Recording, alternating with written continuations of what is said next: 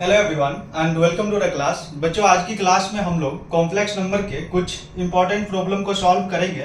तो आपके पास बेसिकली ये सेट ऑफ प्रॉब्लम दिया हुआ है। ये प्रॉब्लम आपका कुछ इस टाइप से दिया हुआ है कि cos alpha plus cos beta plus cos gamma is equal to 0 and sin alpha plus sin beta plus sin gamma is equal to 0। तो आप लोग को क्या करना है, ये जो 4-5 सेट ऑफ क्वेश्चंस लिखे हुए हैं इसका आंसर करना है। तो देखो बच्चों, जब भी इस टाइप की प्रॉब्लम आपको दिखेगा तो आपको लगेगा कि ट्रिगोनोमेट्रिकल आइडेंटिटी का यूज करके सॉल्व करेंगे तो हो जाएगा। तो देखो, उधर से भी हो सकता है, बट इसमें जो है कॉम्प्लेक्स नंबर का लॉजिक यूज होता है। उसकी हेल्प से अगर आप इसे करोगे तो बहुत ही इजीली ये सॉल्व हो जाएगा। तो आइए हम लोग सीखते हैं कि इस टाइप की प्रॉब्लम को कैसे सॉल्व किया जाए।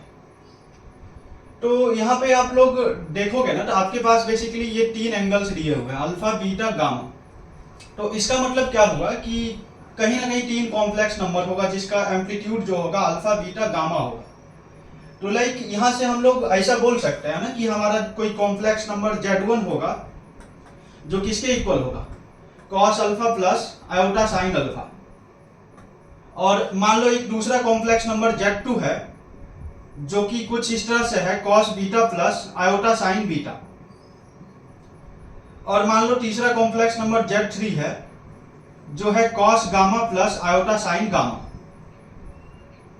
अब आप यहां से इन तीनों को ऐड करोगे तो ये क्या आ जाएगा, ये होगा Z1 plus Z2 plus Z3। और ये हो जाएगा आपका cos alpha plus cos beta plus cos gamma plus iota times, और ये आपका हो जाएगा sine alpha plus sign beta plus sign gamma. और इनिशियली आप लोग के पास ये इंफॉर्मेशन दे रखी थी कि cos alpha plus cos beta plus cos gamma जो होता है ये 0 के बराबर होता है, और sin alpha plus sin beta plus sin gamma भी 0 के इक्वल्स होता है। तो यहां से आप लोग क्या बोल सकते हो कि हमारा जो ये Z1 प्लस Z2 है ये 0 के इक्वल हो गया। मतलब ये जो तीनों कॉम्प्लेक्स नंबर है इसका जो सम है ये किसके बराबर हो गया। यहां से देखोगे तो ये क्या हो जाएगा, 0 प्लस आयोटा 0, मतलब 0 के इक्वल। तो हम लोग यहां से ये बोल सकते हैं इसका जो मॉड होगा, मतलब मॉडुलस जो होगा वो भी 0 के इक्वल होगा। आई होप यहां तक सबको समझ में आ रही होगी। आप लोग को ये रिलेशन पता होगा कि ये जो Z1 plus Z2 plus Z3 up to Zn होता है, तो इसको आप ऐसा भी लिख सकते हो 1 डिवाइड बाई 1 प्लस Z1, और ये होता है आपका 1 डिवाइड बाई 1 प्लस Z2, और is equal plus 1 divide by 1 plus, sorry basically ये जो होता है ये इसके इक्वल होता है। आप लोग को ये वाला रिजल्ट पता होगा। तो हमें पता है ये वाला वैल्यू क्या है, 0 के इक्वल है। तो यहां से आप क्या बोल सकते हो, 1 by Z1 plus 1 by Z2 plus 1 by Z3 जो होगा ये भी 0 के इक्वल होगा।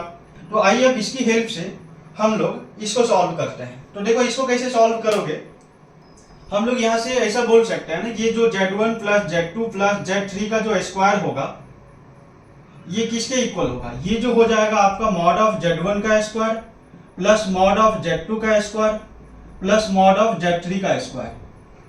और फिर यहाँ पे क्या होगा, plus twice of Z1 Z2, और क्या होगा Z2 Z3, और यहाँ पे क्या होगा Z1 Z3। यहाँ पे बेसिकली मैंने a प्लस बी प्लस सी की होल स्क्वायर वाली आइडेंटिटी का यूज किया। तो आपको ये तो पता है ये वाला वैल्यू क्या है, 0 के इक्वल है, अभी मैंने करके दिखाया था। और इस पार्ट को थोड़ा सा सिंप्लीफाई कर लो तो लाइक ये वाला पार्ट क्या हो जाएगा। तो इसको यहां से आप क्या कर लो, इन दोनों में से सॉरी इनमें से आप Z1 Z2 और Z3 को कॉमन निकाल दो। तो आपके पास क्या बचेगा, twice of 1 divide by Z1 plus 1 divide by Z2 plus 1 divide by Z3। और आप लोग को पता है कि ये चीज इसके इक्वल होता है, मतलब इस पार्ट का वैल्यू भी किसके इक्वल आ गया, 0 के इक्वल आ गया। तो बेसिकली यहां से आप क्या बोल सकते हो कि ये 0 is equal to Z1 plus Z1 का स्क्वायर प्लस Z2 का स्क्वायर प्लस Z3 का स्क्वायर। ये किसके इक्वल हो गया, ये 0 के इक्वल हो गया। और आपको अगर याद हो तो इनिशियली हमने क्या माना था, Z1 को cos alpha plus iota sine alpha. मतलब ये वाला जो पार्ट है ये किसके इक्वल हो गया, आपका cos alpha plus iota sine alpha इसका पावर 2, और ये वाला पार्ट किसके इक्वल हो गया, cos beta plus iota sine beta, और इसका पावर 2, और ये वाला आपका हो जाएगा cos gamma plus iota sine gamma, और इसका पावर भी 2, और ये सब किसके बराबर है, 0 के बराबर है। आप लोग को डी मोवर्स थ्योरम पता होगा, वो क्या होता है, यहाँ पे जो भी पावर होता है वो एंगल में मल्टीप्लाई हो जाता है। यहाँ पे मैं वही चीज अप्लाई कर रहा हूँ, तो ये वाला आपका क्या हो जाएगा, cos 2 अल्फा, और इस पे अप्लाई करोगे तो ये cos 2 बीटा हो जाएगा, इस पे आप अप्लाई करोगे तो ये cos 2 गामा आ जाएगा। लाइक यहाँ से आपके पास कुछ ऐसा मिल जाएगा ना, cos 2 beta plus cos 2 gamma, ये तो आपका रियल पार्ट हो गया। और यहाँ से आप क्या बोल सकते हो, ये वाला भी होगा iota sine 2 gamma, iota sine 2 beta, iota sine 2 gamma. So basically ये हो जाएगा iota times sign 2 beta plus sign 2 gamma plus sign 2 alpha को लिखना मैं भूल गया, तो यहाँ पे लास्ट में मैं लिख दिया 2 साइन अल्फा, और ये सब किसके इक्वल है, ये सब 0 के इक्वल है। तो यहाँ से आप कंपेयर करोगे तो आपका ये रियल पार्ट 0 के इक्वल हो जाएगा और ये इमेजिनरी पार्ट भी 0 के इक्वल हो जाएगा। तो यहाँ से आपको इन दोनों पार्ट का आंसर मिल गया। लाइक ये वाला क्या होगा, ये 0 के बराबर होगा और ये भी आपका 0 के बराबर हो जाएगा। तो चलो यहाँ से हमने तो ये दो क्वेश्चंस को सॉल्व कर लिया।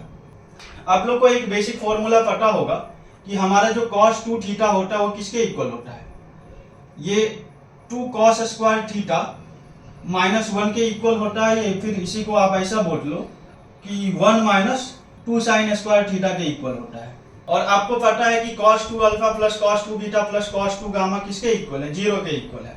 तो यहाँ से आप क्या लिख सकते हो, cos 2 अल्फा की जगह पे क्या लिखोगे, 1 - 2 साइन स्क्वायर अल्फा, और cos 2 बीटा की जगह पे आप क्या लिखोगे, 1 - 2 साइन स्क्वायर बीटा, और इसके जगह पे आप क्या लिखोगे, प्लस 1 - 2 साइन स्क्वायर गामा, और ये सब किसके इक्वल है, ये सब 0 के इक्वल है।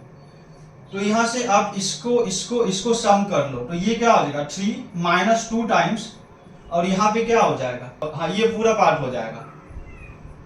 तो यहाँ पे आपका क्या हो जाएगा, sine square alpha plus sine square beta और प्लस साइन स्क्वायर गामा, और ये सब किसके इक्वल होगा, 0 के इक्वल होगा।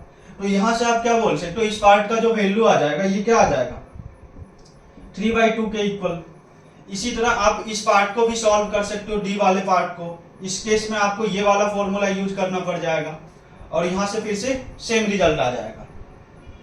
तो देखो ये 4 प्रॉब्लम का सॉल्यूशन तो आपको मिल गया। अब इस लास्ट वाले क्वेश्चंस को सॉल्व करना चाहे तो इसको आप लोग कैसे करोगे, इसको मैं होमवर्क छोड़ रहा हूँ, आप लोग खुद से ट्राई करना। अगर नहीं होता है तो फिर मैं नेक्स्ट वीडियो में सॉल्यूशन दे दूंगा।